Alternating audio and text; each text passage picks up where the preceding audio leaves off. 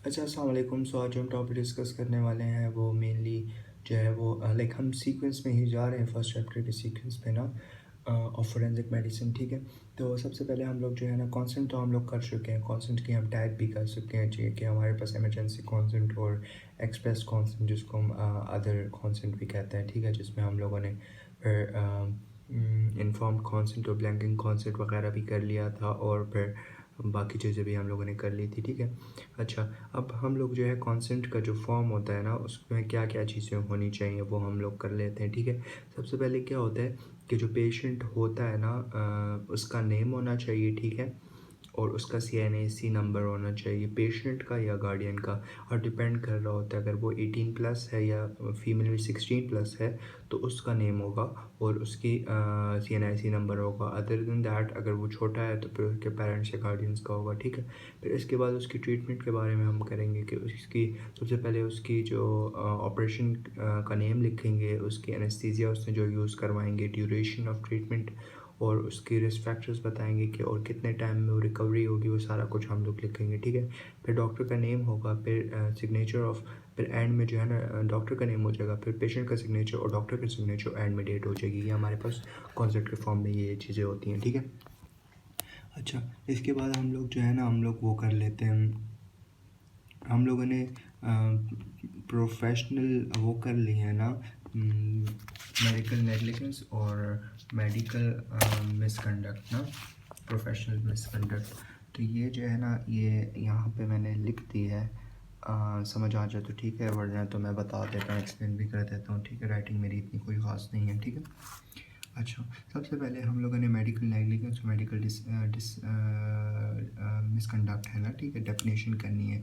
Negligence तो हमें पता है कि डॉक्टर जो होता है वो अपनी ड्यूटी जो होती है प्रॉपरली परफॉर्म नहीं कर पा रहा होता है, और ही do not exercise the skill and the care for the treatment of the patient. और इसमें जो है वो मिसकंडक्ट तो हमें पता है कि वो डॉक्टर जो होता है वो प्रॉपरली जो होता है वो अपने प्रोफेशन के साथ नहीं होता, और फिर डिसरिस्पेक्टफुल और डिसऑनरेबल वो एक्ट कर रहा होता है, जो हमारे पास उसके अदर मेडिकल प्रोफेशनल्स जो होते हैं जिनकी अच्छी रेपुटेशन होती हैं उनके लिए फिर प्रॉब्लम हो रही होती है। ठीक है, फिर इसके बाद हमारे पास ये मेडिकल नेग्लिजेंस जो होती है ट्रीटमेंट रिलेटेड है, ये डॉक्टर रिलेटेड है। ठीक है, फिर ये कोर्ट रिस्पॉन्सिबल होता है इसके लिए, और इसके लिए जो होता है वो PMDC रिस्पॉन्सिबल होता है, मतलब PMDC इसको हैंडल करता है। फिर उसके बाद medical negligence third party negligence भी हो सकती है, लेकिन ये सिर्फ डॉक्टर की वो है।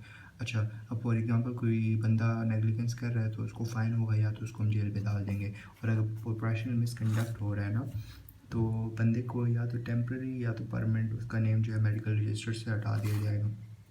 अच्छा, तो मेडिकल नेग्लिजेंस है उसमें जो है अपील होती है वो कोर्ट में होती है, डॉक्टर या जो भी बंदा है।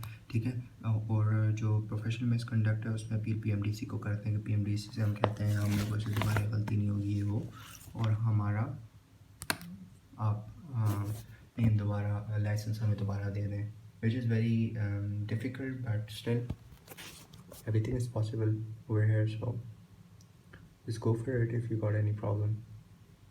Just kidding. अच्छा, फिर इसके बाद हम लोग ड्यूटीज़ ऑफ PMDC कर लेते हैं। ठीक है, ड्यूटीज़ ऑफ PMDC की अगर हम बात करें ना तो हमारे पास PMDC की मेनली 3 ऑब्जेक्टिव ड्यूटीज़ होती हैं। ठीक है, एक हमारे पास proficiency of the medical profession होता है। ठीक है, proficiency of the medical profession के बाद हमारे पास जो होता है वो maintenance of register, medical register होता है, मेंटेनेंस ऑफ मेडिकल रजिस्टर, और फिर maintenance of ethical standard of RMP, maintenance of ethical standard of RMP। ठीक है,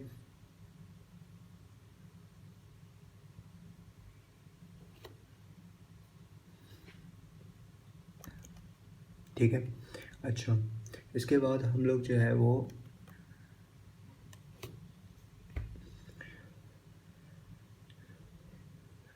सबसे पहले हम आते हैं proficiency of the medical profession पे। ठीक है, proficiency of the medical profession की जब हम बात करते हैं ना तो इसमें 3 चीज़ें आती हैं मेनली। PMDC का क्या काम होता है, एक वो जो है ना सिलेबस डिसाइड करता है मेडिकल क्वालिफ़िकेशन के लिए। ठीक है, कि जो स्टूडेंट्स हैं जो एजुकेशन हासिल कर रहे हैं वो प्रॉपर एजुकेशन है कि नहीं है, वो इतनी प्रॉपर एजुकेशन है कि नहीं है, नॉलेज इतनी राइट और इनफ है कि नहीं है, ताकि वो एक बंदे को गुड प्रैक्टिशनर बना सकें, ठीक है। फिर इसके बाद जो है वो इंस्पेक्शंस भेजते हैं मेडिकल कॉलेज को, और इंस्पेक्शंस भेजते हैं ताकि वो उनके तरीके देख सकें, उनके स्टैंडर्ड्स देख सकें, ठीक है। अगर वो ठीक नहीं हो तो मेडिकल जो पीएमडीसी होता है वो किसी भी मेडिकल इंस्टीट्यूट को बैन कर सकता है, ठीक है। और ये ज़रूरी नहीं है कि कोई अगर इंस्टीट्यूट है जिसकी स्टैंडर्ड्स पहले ठीक थे तो वो बाद में भी ठीक होंगे। तो मेडिकल पीएमडीसी जो होता है एवरी ईयर जो होता है अपना रोटेशंस करता है, ठीक है, all over the medical institutes. फिर इसके बाद थर्ड जो होता है वो ये भी बताता है कि एक मेडिकल जो इंस्टीट्यूट में जो टीचर होता है उसकी मिनिमल क्वालिफिकेशन क्या होनी चाहिए।